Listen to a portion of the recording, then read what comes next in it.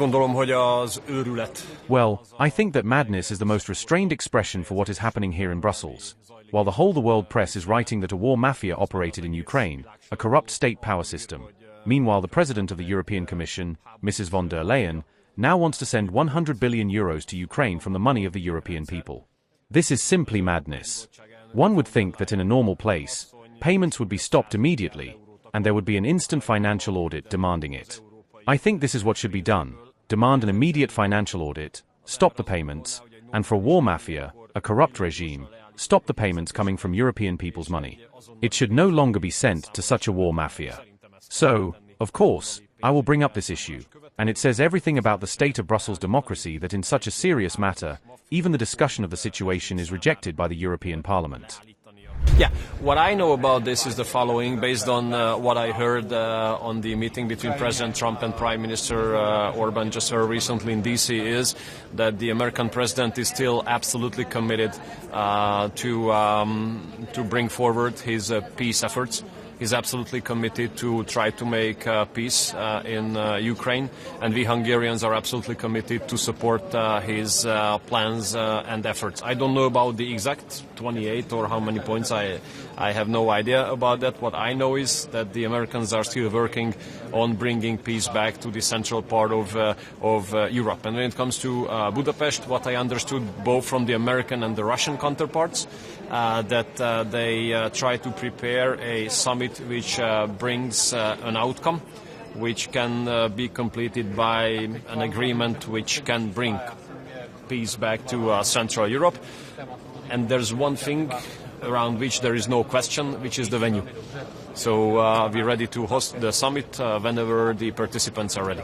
Minister, how do you think will the latest corruption scandal in Ukraine will affect EU support for Ukraine financially? Normally it should. Normally it should. So if Brussels and the leadership here in Brussels was normal, then they should have stopped the payments to Ukraine, and they immediately should have demanded for a financial clearance.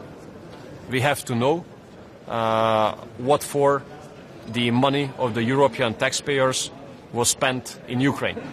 The whole global media circulates the news about the operation of this corrupt system, of this war mafia. And I have to tell you, this is the most moderate expression that I'm going to use now. It's crazy that the President of the European Commission sends a letter to the member states to give another 100 billion euros to Ukraine. So you say Come on, I mean, are we crazy? So there's a war mafia, a corrupt system working in Ukraine. And what does it mean, Minister, regarding preparations for war and centralization, that the committee wants a 48-hour situational mechanism concerning the movement of military convoys so that military convoys can cross member states without the member states granting separate permissions for this? There is a war psychosis in Brussels. It's completely clear that the Brussels and the Western European politicians are working on prolonging the war. This is astonishing. This is extremely dangerous. Every single such measure, which involves further arms shipments, further money transfers, aims to facilitate arms shipments, is entirely pro-war proposals, each of them very dangerous. We still believe that the European Union would have only one task, and that is to immediately support the American peace efforts. And unconditionally. Ez pedig az, hogy támogassa az amerikai békeerőfeszítéseket azonnal és feltétel nélkül. Sorry, sir, I kept you waiting, please. Some of your colleagues, other ministers, they have argued that the corruption scandal in Ukraine shows that Ukraine is taking corruption seriously, because otherwise it wouldn't be exposed. What are your thoughts on that? I try to be nice to my colleagues. So if we in Europe want to take corruption seriously, then we have to stop the payments. And we have to demand for an immediate financial clearance. Because what we know is that a corruption system has been operational in Ukraine on the highest state level, where the money of the European taxpayers has been sent to. So if we also would like to create a perception as if we took corruption seriously, then the President of the European Commission should not send such letter should not have sent such a letter to the member states as she did. The U.S. sanctions on Lukoil come into effect tomorrow, and Hungary's promised exceptions have still not been published on the Treasury website. What does this mean for Hungary and for your energy? We had a clear agreement on the meeting in DC.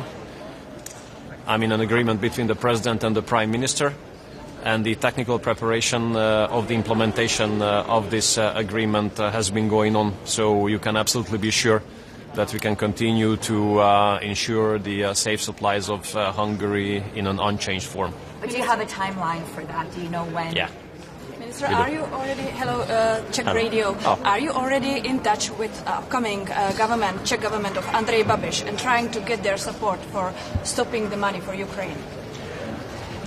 Well, first of all, my Prime Minister and the former and upcoming Prime Minister of the Czech Republic have been in constant contact. They are friends, they are allies, they are both funders of the Patriots for Europe, so it's natural that there's a continuous contact between them. So they communicate regularly to each other, as we do communicate on different levels between Fidesz and ANO and the coalition partners. Of course, I myself congratulated to the new speaker.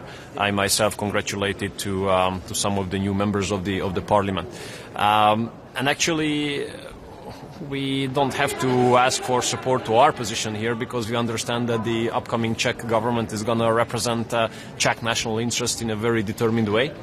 And as far as I remember, those times when Prime Minister Babiš and Prime Minister Orbán were simultaneously in office, they have cooperated pretty well. And the Hungarian and the Czech national interests have fallen very close to each other on those most important dilemmas ahead of Europe. So I'm pretty sure that there will be a really great cooperation between Prime Minister Babiš, Prime Minister Orbán and Prime Minister Fico in the European Council. So dimensionally speaking, that's going to be a totally new situation. Free, strong, sovereignist, patriotic Central European Prime Ministers. That's going to be a different story compared to the current one. Minister, a question about Russia. Please. The Higher Representative said that the time is not playing inside, on the side of Russia. Do you think that the time is not playing at the side of Russia? My observation is that the establishment in Brussels, including the High Representative, has been living under illusions.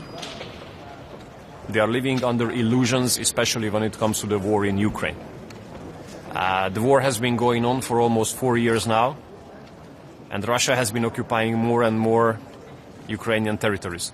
So the issue is not that Ukraine would occupy Russia or would push back Russia, but Russia is occupying more and more territories in Ukraine.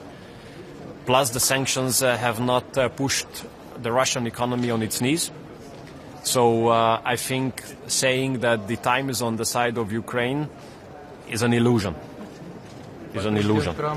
Yeah, but it's not in a collision, or it's not 180 degrees different compared to what I said now. What I said is that the time is not on the side of Ukraine.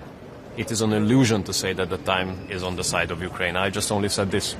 We can consider the forward progress of Russia moderate or not moderate, but what I understand is that Russia is progressing, and it's not Ukraine progressing. That's a problem. Or that's a problem with the illusion of the establishment here in Brussels. Okay, guys, thank you so much. Bye-bye. Take care.